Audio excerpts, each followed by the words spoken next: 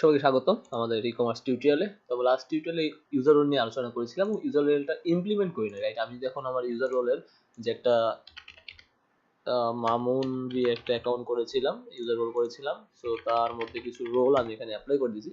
So এখানে actually দেখেন সে side বারের সব রোলগুলো এমন পাচ্ছে, বাট আমরা যে রোলগুলো এখানে অ্যাক্সেস দিব সেটাই পাওয়ার মতো, রাইট? এখানে অনেকভাবেই করা যায়, তো আমি একদম বেসিক ইউজার রোলটি আপনাকে দেখাচ্ছি এবং আরো আপনি যদি এখানে মিডওয়্যার তৈরি করে আরো কাস্টম ভাবে আরো অ্যাডভান্স ভাবে তৈরি করতে পারেন। ওকে, সো আমি অ্যাডমিনে যাই এবং আমার মেইন রোলটা হচ্ছে সাইড বার নিয়ে অ্যাকচুয়ালি। তো আমি সাইড বার পার্সিয়ালে গিয়ে সাইড বারে যাচ্ছি।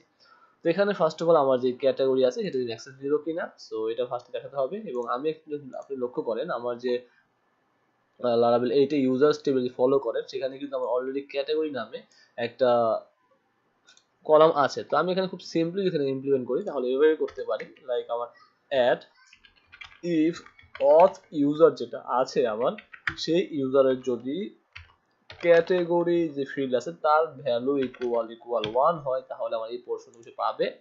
Otherwise at else at in if, এবং দেখা বলবো ওকে। সো আমি দিলাম হচ্ছে গিয়ে রিটার্ন রিডাইরেক্ট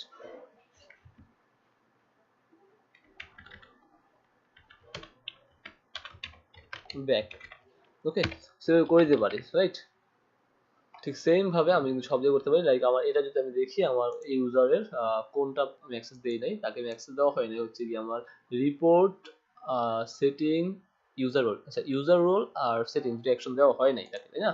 তো আমার ফার্স্ট অফ আমি নিচে আসি এবং এখানে আমি ইউজার রোল দেখি, তাকে আমি ইউজার রোল অ্যাক্সেস দেই নাই। সো আমি বললাম অ্যাড ইফ যদি আমার অথ ইউজারের কি বলে এটাকে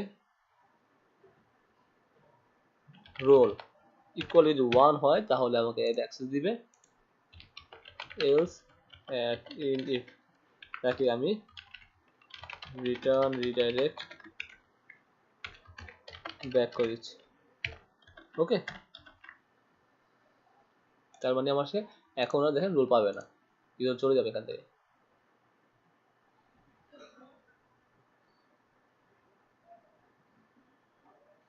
আচ্ছা, লেট না, আমি এক কাজ করি এখানে এভাবেই পিএইচপি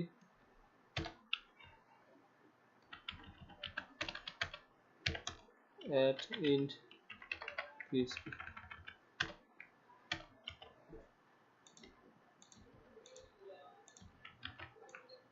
সো কপি করি, বা এটা মিডলওয়্যার দিয়ে প্রোটেক্ট করা যায়, আমরা এক কাছে মিডলওয়্যার দিয়ে করে দিই, সেটাই মনে হয় বেটার হবে। আচ্ছা, আমি ওখানে সম্ভবত ইউজ করছিলাম। সো দেখেন এখানে কিন্তু ইউজার রোল চলে গেছে, তাই না? সো আমি ড্যাশবোর্ডে আসি। ওকে, আচ্ছা এটা পরে আসছি, দেখি কি অবস্থা দাঁড়ায় আমার। এখানে রাউটসে আসি, আমি ওয়েবে আসি, ইউজার রোল, ও সরি অ্যাডমিনে আসি, ইউজার না রোল। সো দেখেন আমার হচ্ছে গিয়ে রোল, কমপ্লিট হচ্ছে রোল। সো আমরা কাজ করি, আমাদের এখানে return back to the current middleware দিয়ে করবো আমরা, মিডওয়্যার দিয়ে জাস্ট আমরা যখন প্রোটেক্ট করে দিব তাহলে হয়তো এই সমস্যা হবে না, কারণ ড্যাশবোর্ড সবই থাকবে আর কি। তো আমি এখন রিলোড করি, এখন ঠিক আছে। সো রোলটা এখান থেকে উঠে গেছে, সেটাকে আরো ইজিলি আমরা কস্ট করতে পারবো। হ্যাঁ, তো ওইটা ওইভাবে করে দিব, আমার সমস্যা নেই।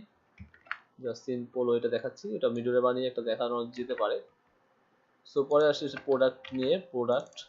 তো প্রোডাক্টটা তোমার 1 আছে কিনা তাহলে শো হবে, আদারওয়াইজ জাস্ট এখানে অ্যাকচুয়ালি হাইট শো এর ব্যাপারটাই হচ্ছে, এখানে আর তেমন কিছু হচ্ছে না। এখানে প্রোডাক্ট আসি, manage product. So that's it, LI UL, এলআইটা এখানে ক্লোজ করা হয়নি, রাইট? অ্যাট ইন্ড ইফ, তারপরে হচ্ছে আবার অ্যাট ইফ যদি আমার অথ ইউজারের অফার ইকুয়াল 1 থাকে তাহলে আসবে, আদারওয়াইজ আমার মিডওয়্যার প্রোটেক্ট করবে। আমরা মিডওয়্যারটা দেখিয়ে দিব। So order at end if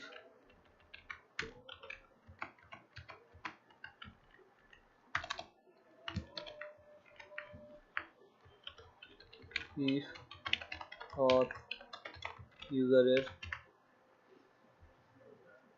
block 1 হয়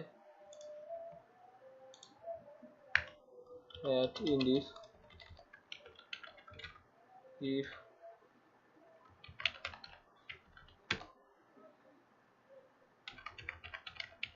pickup point equal 1 হয় তাহলে এটা আসবে at indif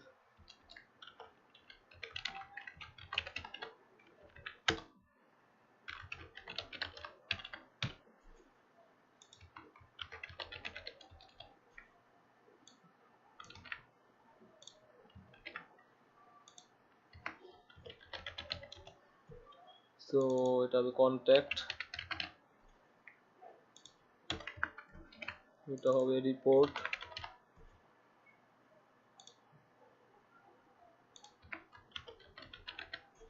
ওকে এটা হবে setting,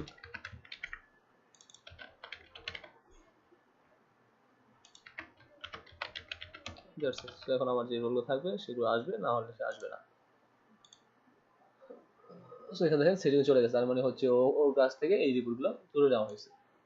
সো রিপোর্ট এমনি হয়ে গেল। তো এটা কাস্টমার বিহেভিয়ার মানে তৈরি করতে পারবেন আপনারা, নর্মালি এগুলো তো আপনারা জানেন আগে। তো এখন মোটামুটি এটার কাজ ছিল। সো ম্যানেজ প্রোডাক্ট এগুলো সবই তো হয়ে গেছে, এডিট সব হয়ে গেছে, রিপোর্ট প্রিন্টও দেখেছি। তো okay guys, thanks for watching.